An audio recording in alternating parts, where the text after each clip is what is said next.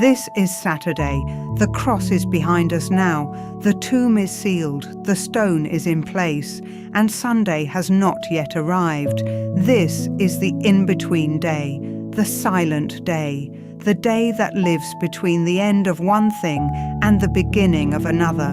Many of us know this day well, not just on the calendar, but in our lives. The space between the loss and the restoration, the space between the prayer and the answer, the space between the promise and the fulfillment. Come into this silence now. There is something here worth receiving, something ancient, something written from the deepest place of grief, and yet, somehow, full of mercy.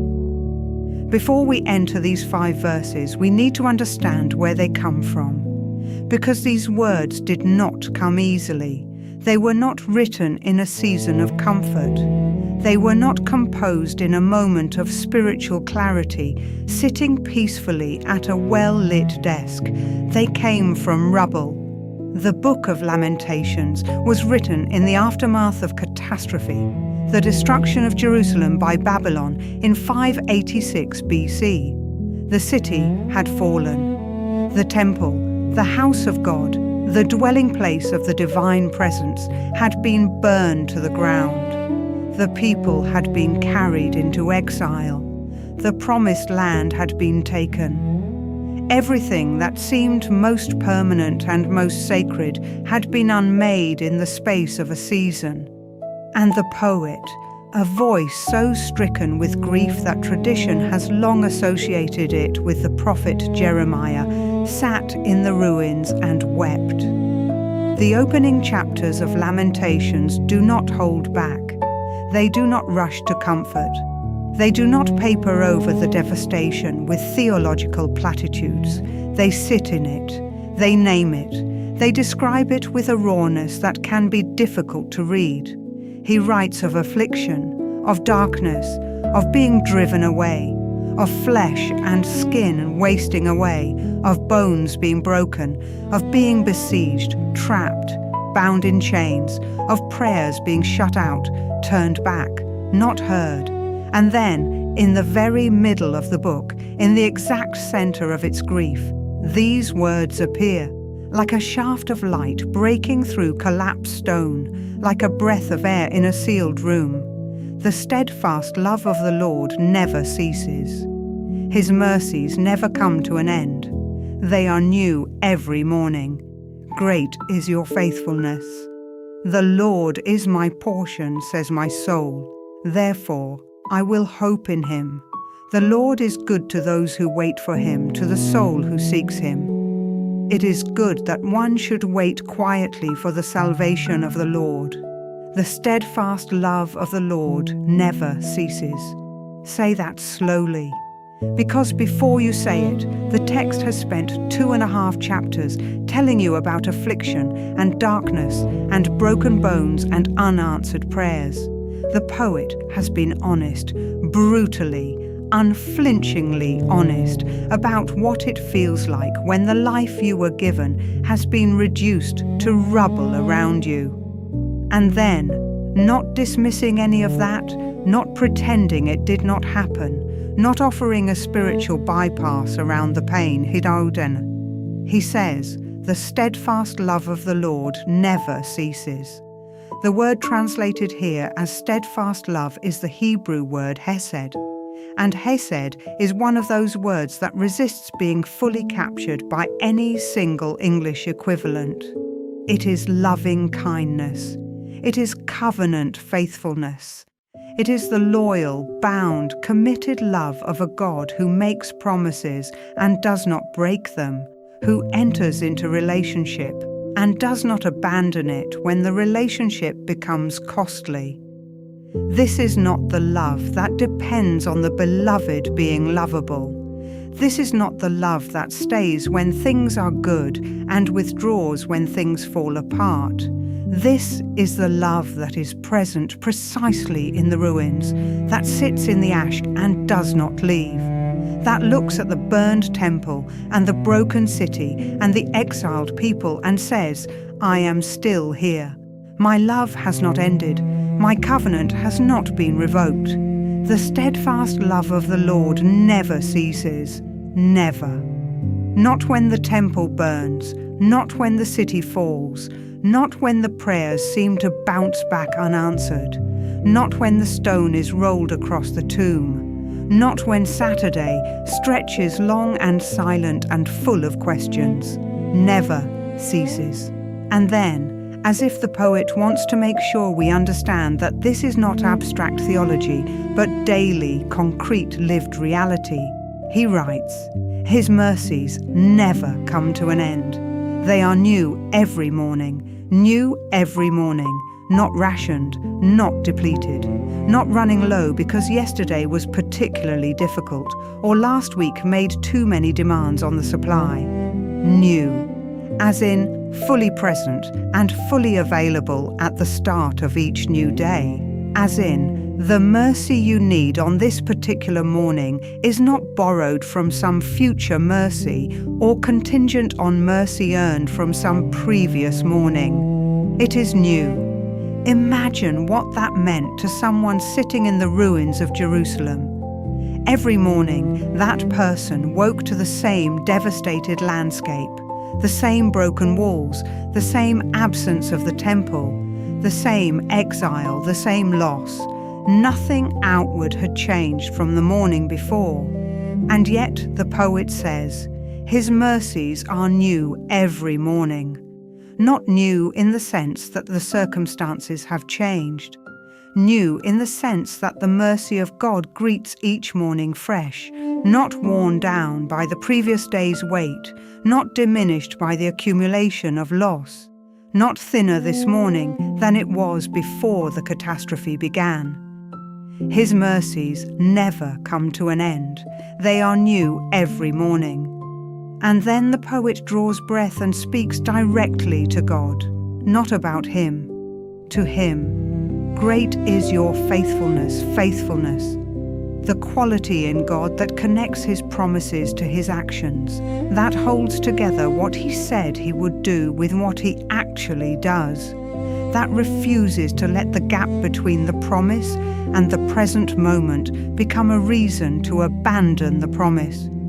The city has fallen. The temple is ash. The people are in exile.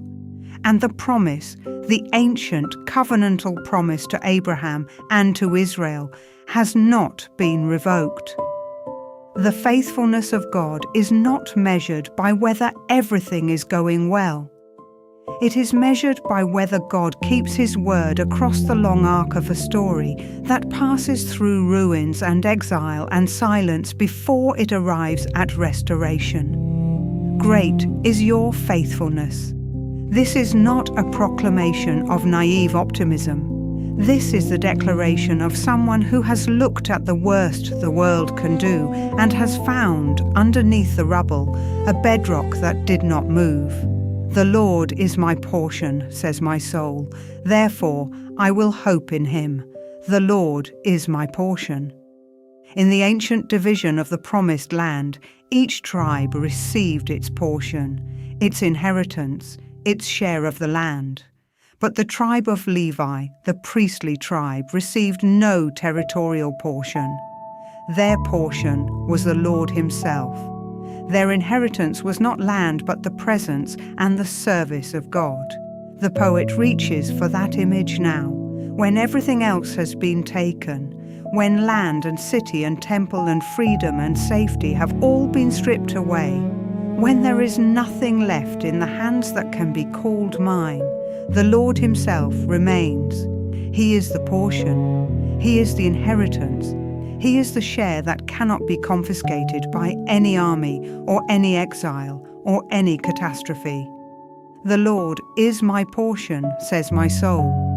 And on the basis of that, on the basis of a faithfulness that has not ended, and a mercy that is new this morning, and a love that has never ceased, and a portion that cannot be taken, therefore I will hope in him.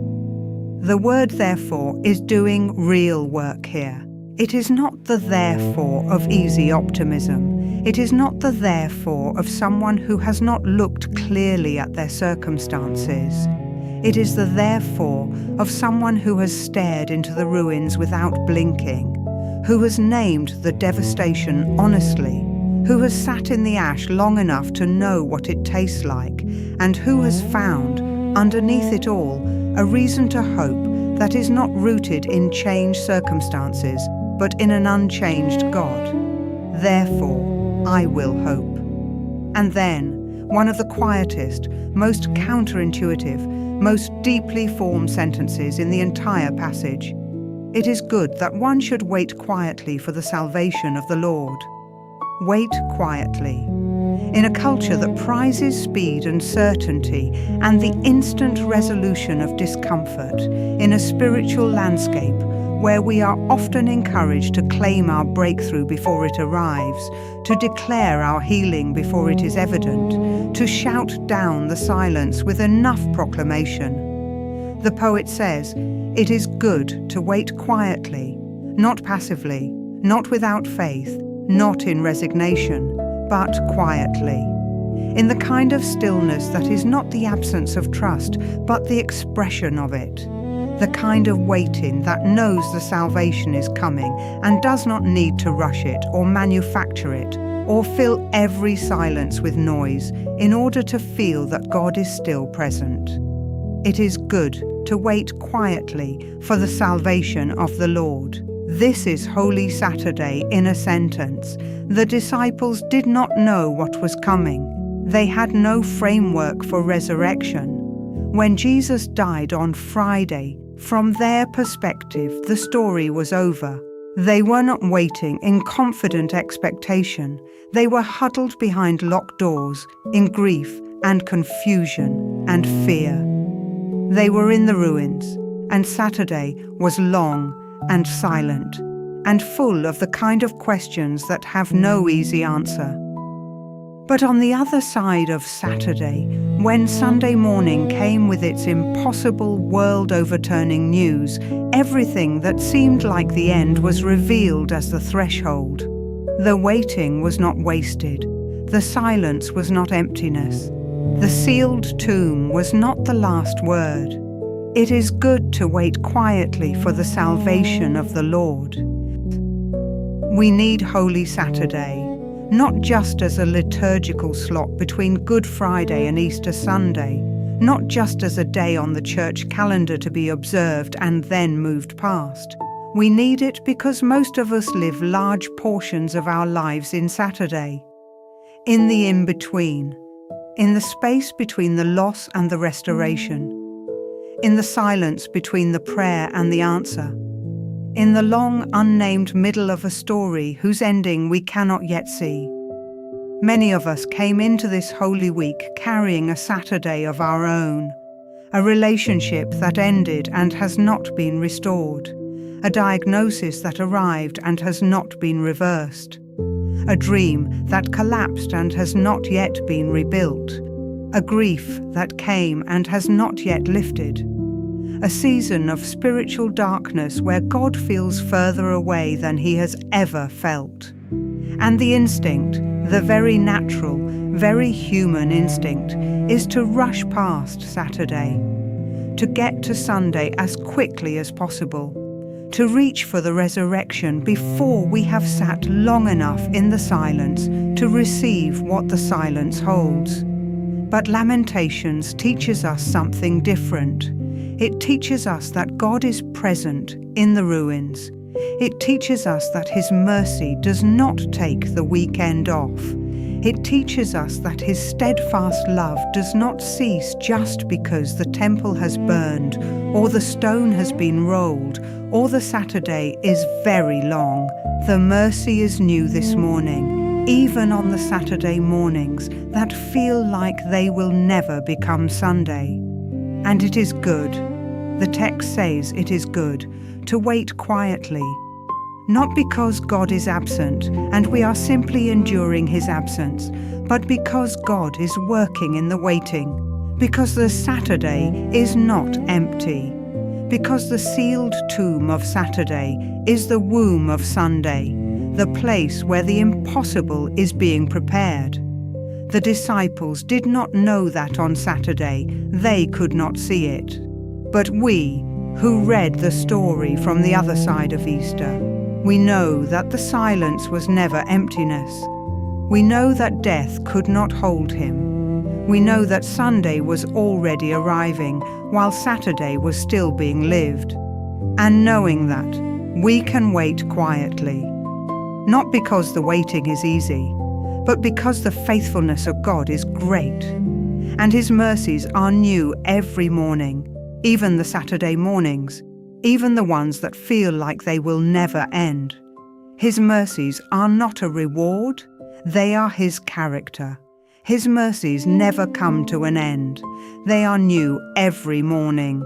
This is not a mercy that waits for you to deserve it before it appears.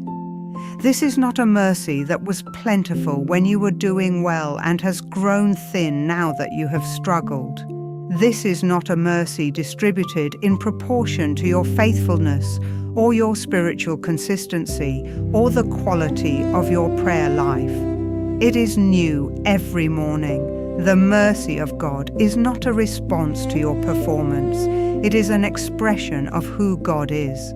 His mercy flows from his character, from the hesed at the center of his being, from the covenant love that is not contingent on the beloved being worthy of it. This means that on the mornings when you wake in your own ruins, in the aftermath of failure or loss, or a grief that has not lifted, the mercy is still new, still there, still as full and as available as it was on the morning when everything was going right. You do not have to earn your way back into mercy. You do not have to wait until you have processed your grief sufficiently or performed your repentance adequately before the mercy becomes available. It is already there. It was new when you woke. It will be new tomorrow. Come to it, not when you are ready. Now. Waiting on God is not the absence of faith. It is one of its deepest expressions. It is good that one should wait quietly for the salvation of the Lord. Our culture treats waiting as a problem to be solved, as a gap that should be minimized and eventually eliminated. We want the answer now, the resolution now, the healing now. And there is nothing wrong with longing for that. The disciples wanted it. The exiles in Babylon wanted it. The poet sitting in the ruins of Jerusalem wanted it. But the poet, who knew more about real waiting than most of us will ever know, looked at his own long season of silence and said, "It is good, good, not merely tolerable, not simply inevitable, good, because in the waiting, something happens that cannot happen any other way. The soul is being formed in the silence in ways it cannot be formed in the noise. The roots are going deeper in the drought in ways they never go in the flood. The faith is being purified, stripped of everything that was depending on favorable circumstances, and reduced to what is true about God, even when the circumstances are not favorable. It is good to wait quietly. Not because God is slow, but because God is thorough. Not because the salvation is uncertain, but because the salvation, when it comes, will be worth every morning of the waiting. God is your portion, and that portion cannot be taken. The Lord is my portion, says my soul, therefore I will hope in him. There is something the enemy of your soul wants you to believe in your Saturday seasons. He wants you to believe that what you have lost is what mattered most, that the portion you were counting on is gone, that you have arrived at the ruins with nothing.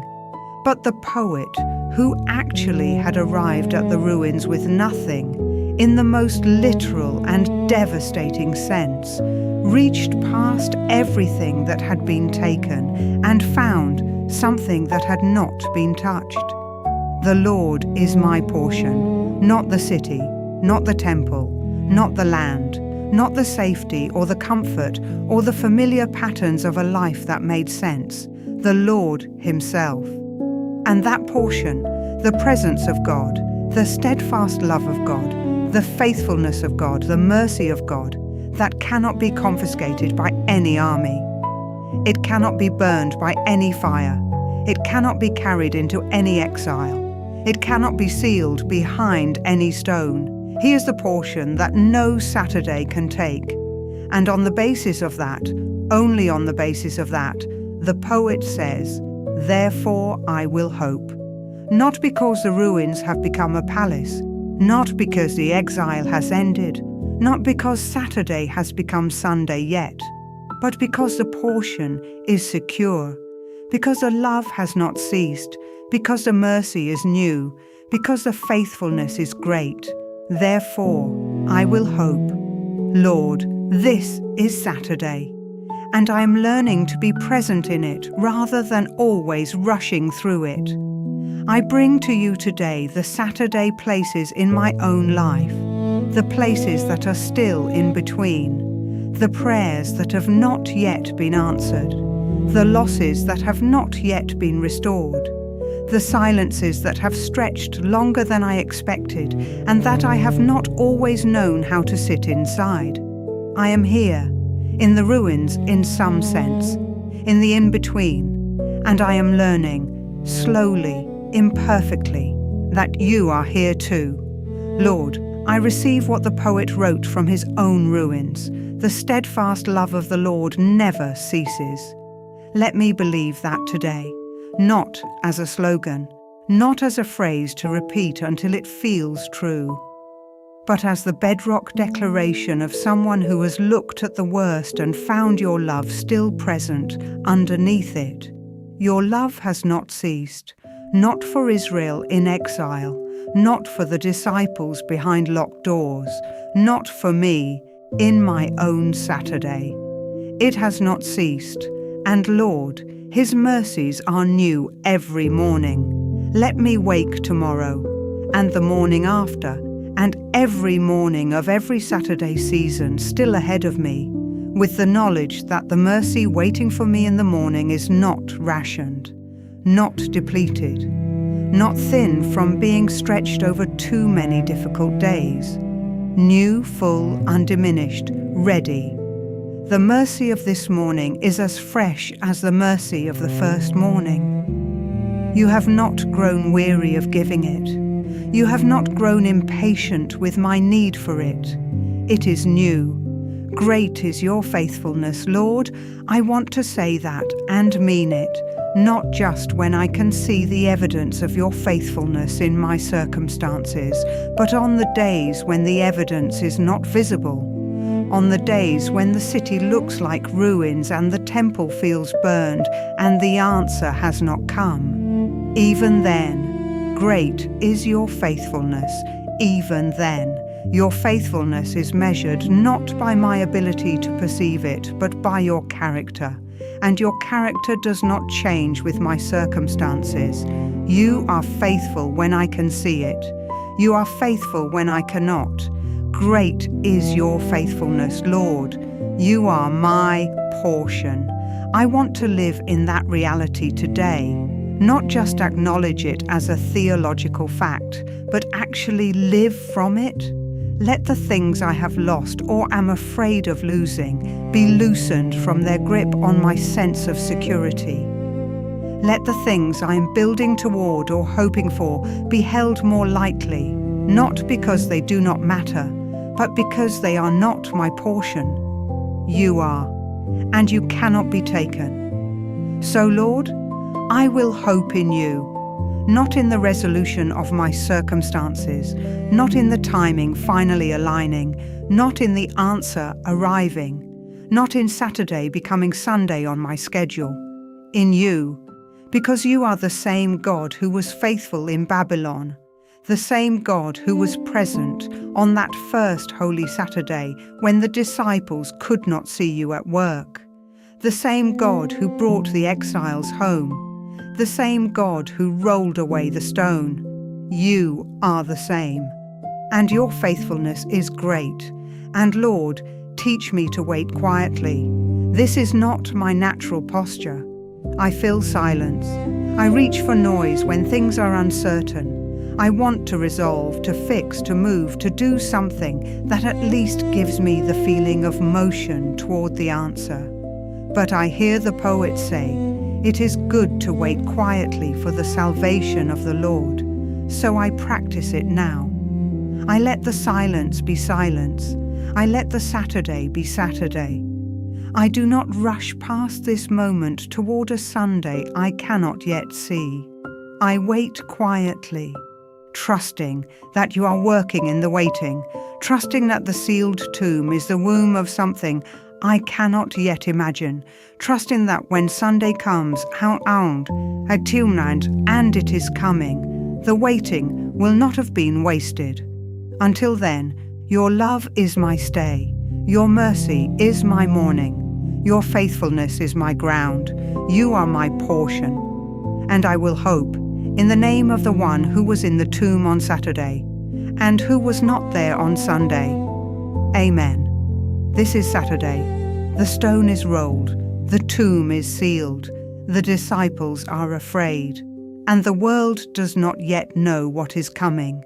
But you, on this side of Easter morning, you know, and knowing that, you can receive the gift of Saturday, not rushing past it, not treating it as the unfortunate gap between the real events, but resting in it, letting the mercy be new in the silence, letting the faithfulness be great even when it is not visible, letting the waiting be, as the poet said, good. His steadfast love never ceases, his mercies never come to an end. They are new every morning. Great is his faithfulness. He is your portion. Go into the rest of this day quietly. And tomorrow, everything changes.